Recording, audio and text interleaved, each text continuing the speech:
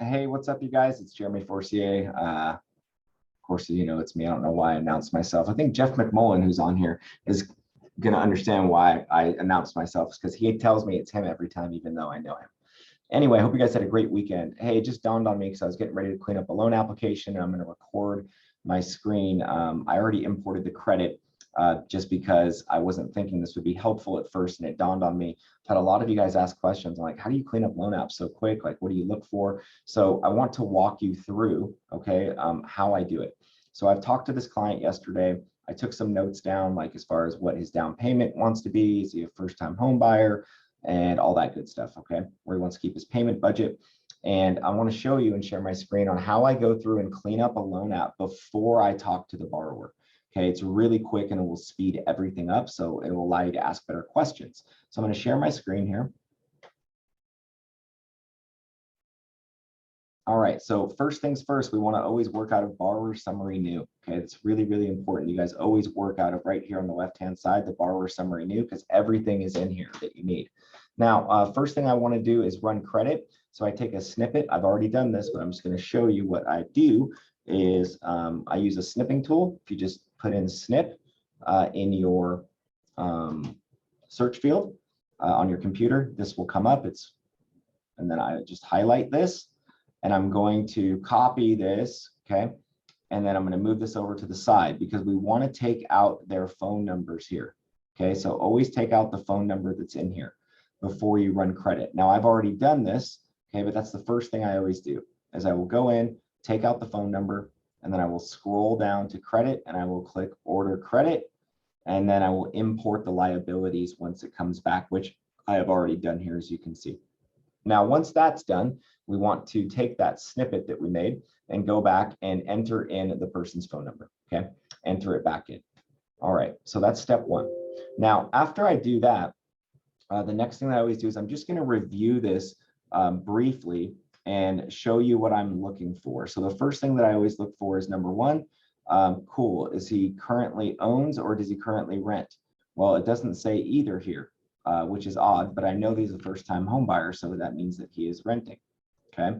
So I will open up that first part one, and I will see that he is currently, has no primary housing expense, okay? So that means that he is living rent-free, probably with mom or dad, okay?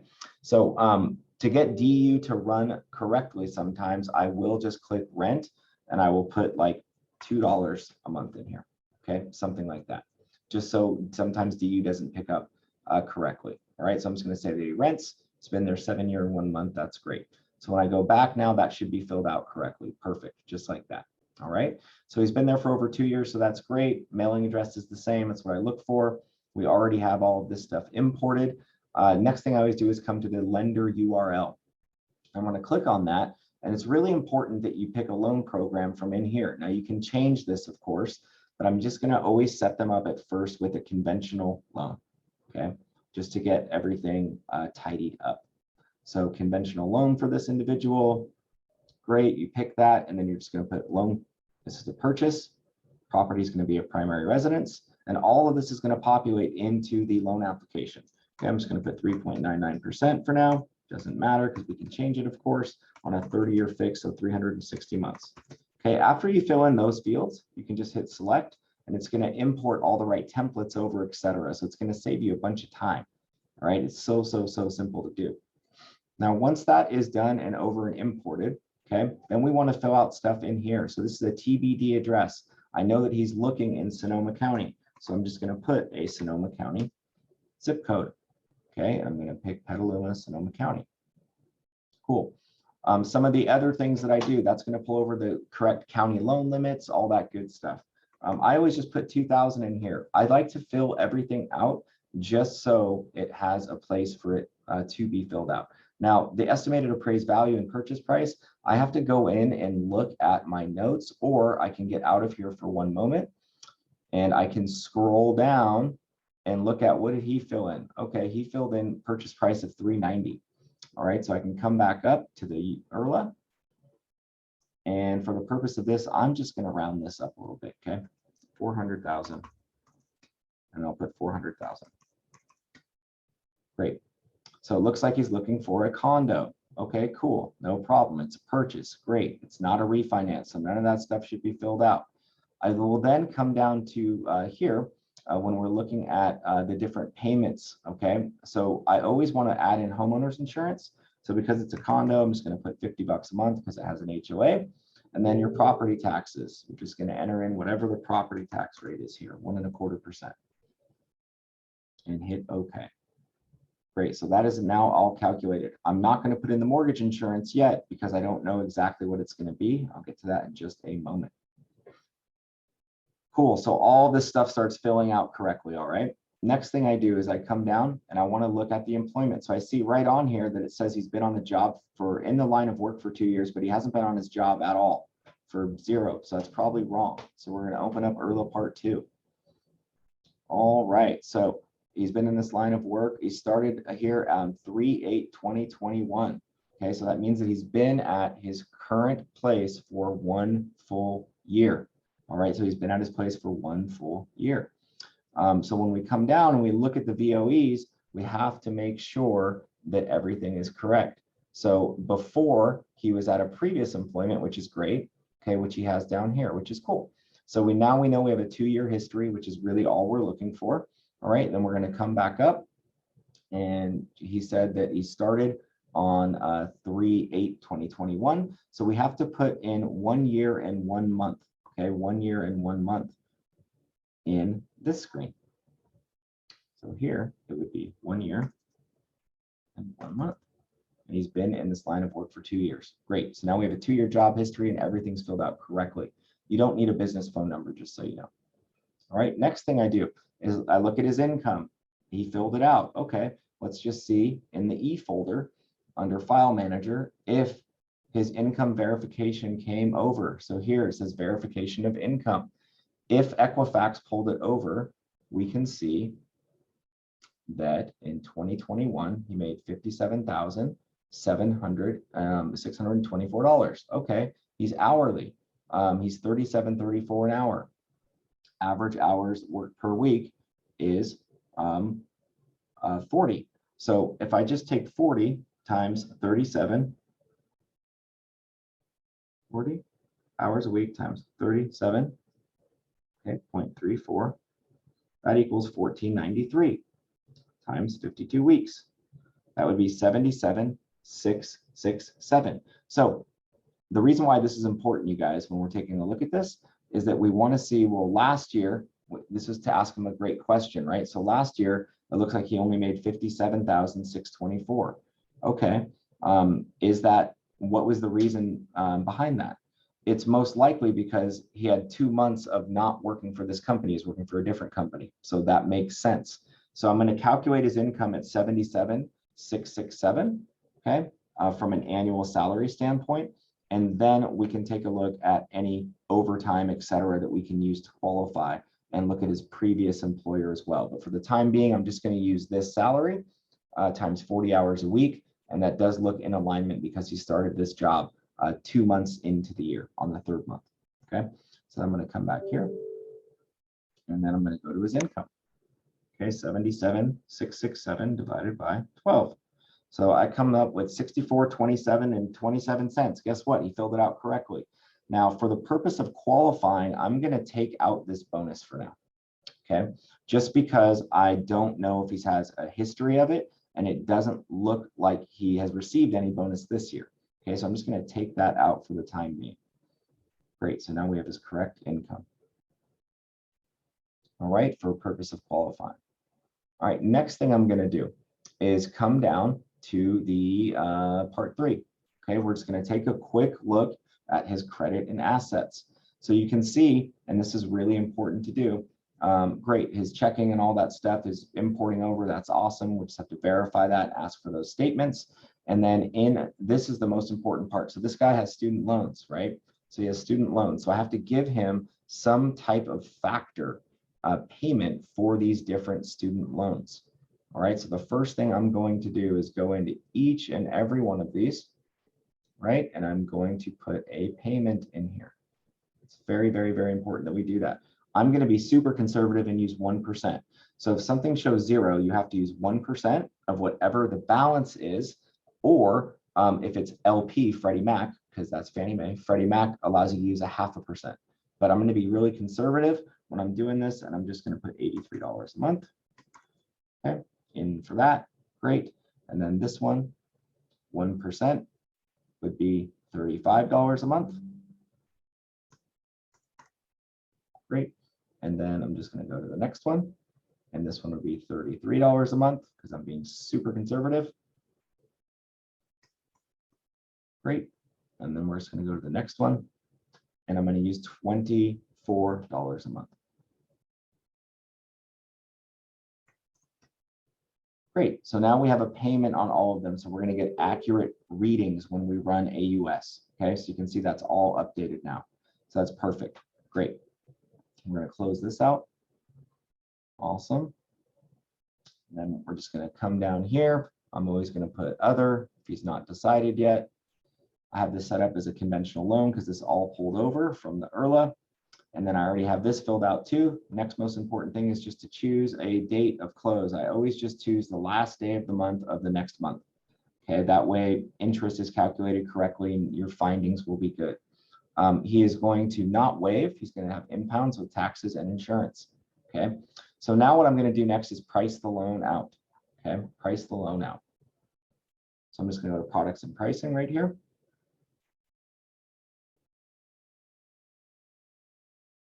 And I'm going to hit submit.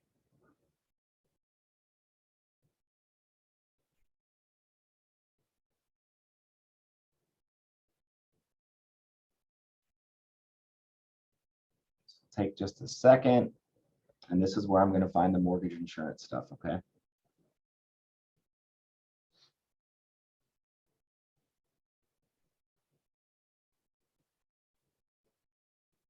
Now, when I'm doing this, just so you guys know, to give you context, I have my notes that I wrote down, right, from speaking with the client on what his payment range is. His payment range is he wants to stay around $2,500 a month with an HOA, et cetera. So it's good for me to know when I'm taking a look at what these numbers actually look like, okay? Now, he has this set up right now as 10% down, all right? But you can see that it's just over 10%, and that's fine because I want to show him 5% down options anyway. Not specified on the system, and we're going to go ahead and just hit submit. All right, so I'm going to see 399 here. When you click on the conforming, the second thing that we're going to do is I want to know what the mortgage insurance is. So when I click on MI, okay, we're just going to hit order quotes, and this is going to show you all the different mortgage insurance options from a payment standpoint. So I can see here that MGIC is priced the best on monthly mortgage insurance at 0.27. So my MI equals 0.27. Now I'm just going to take this and go back into the loan. And now I can update my mortgage insurance, okay? So I can come here and put mortgage insurance 0.27 right here. And just put 121 months. Okay. Now it's going to populate over, so my DTI is going to be correct. All right. So now I am basically done, and I just need to import fees and run DU. All right. So all I have to do here is go to Smart Fees right here. It's going to pull up, a bunch of different title companies, et cetera. So I can just import those fees.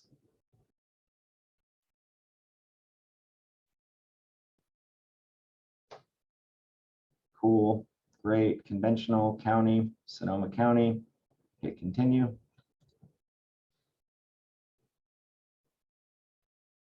And then this is going to pull up options for me to be able to go ahead and pull in the actual title fees. I highly recommend to use this every single time, whether it's a live deal or pre-approval. It is really, really, really easy. Okay. Petaluma is correct. Great.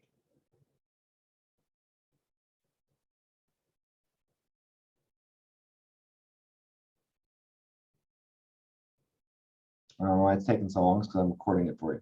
That's how it always goes. So from here, it's going to pop up exactly what I'm looking for to import the fees. Okay, so the first thing I want to click is select provider. And I'm just going to pick someone that I'm familiar with. So if I see Old Republic Title on here, okay, right here, I'm going to pick Old Republic. It's going to take you back and do the same thing for settlement services. And I'm going to pick Old Republic just so they match. Old Republic. All the title companies are going to be within $200 of each other. Then you hit export to Encompass. This is going to pull everything over into your itemization screen so that when you run AUS, it'll be correct, okay? Now, once that is done exporting, next thing I'm going to do is run DU, all right, just to make sure that it all looks kosher. And then we'll also know what documents we need to ask for. So the reason I'm showing you this is that I do all of this before, right, the loan app actually gets cleaned up. That way, either number one, it's just done, or number two, I know what questions I really do need to ask this individual to make sure we're documenting things correctly, okay? So this is just taking a second. It's importing everything, great, everything's imported. So now all our fees are in the itemization screen, just so you know. Okay, so when you click on itemization screen, you'll see all of the title and escrow fees and everything super dialed in. See, come down and there they are. Okay, so that way you never mess up anything when you're telling everyone what the closing cost is going to be. So last thing I want to do now is I'm just going to run AUS. Okay, so I'm going to click AUS. And DU on ePass.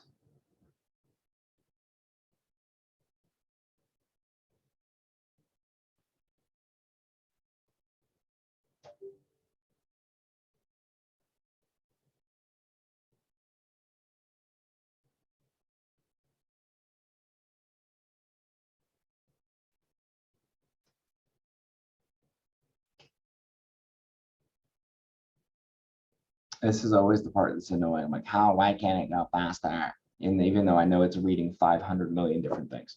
I always want everything to go faster. I don't know about you guys.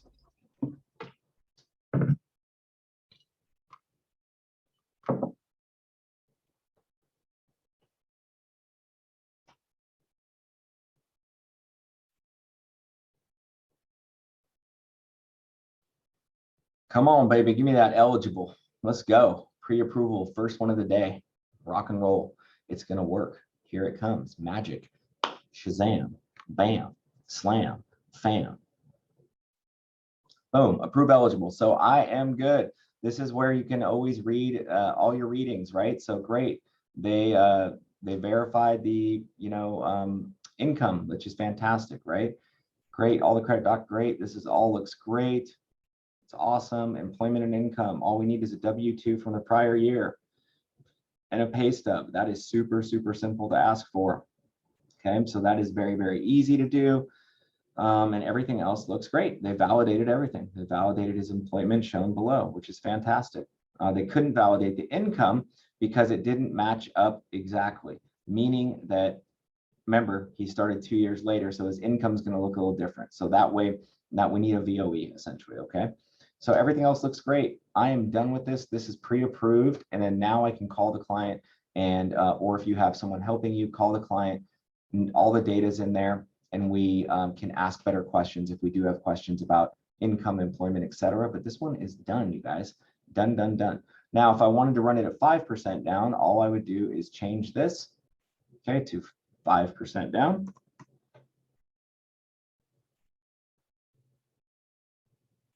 Awesome. And now keep in mind, if he wants a condo, I don't have HOA dues in here yet. So I need to know what the HOA dues are going to be, and then I would have to rerun this AUS, and that's the question that I'm going to ask him, right? So let's go ahead, and at 5% down, I know it's still going to be approved just because it's only at 38. So I'm not going to rerun it, but if it was over 40, I would rerun it. If there's a credit score that was like below 700, I would rerun it. But this guy looks solid as gold. No issues whatsoever. So if you guys have any questions, I hope that was helpful. As you can see, it didn't take me very long to do that, right? And that file is complete. So it can go really, really fast. Of course, there's one-offs that are going to take a lot longer time, but all in all, it's that quick. Just follow that process, those steps exactly, and you will see that, I mean, from start to finish, that took me like what, like 13 minutes, 15 minutes, something like that. And the person's done. Then you can pass it to the next person, the LP, etc., to collect those docs, blah, blah, blah. So if you have any questions, let me know. Talk to you guys soon. Bye.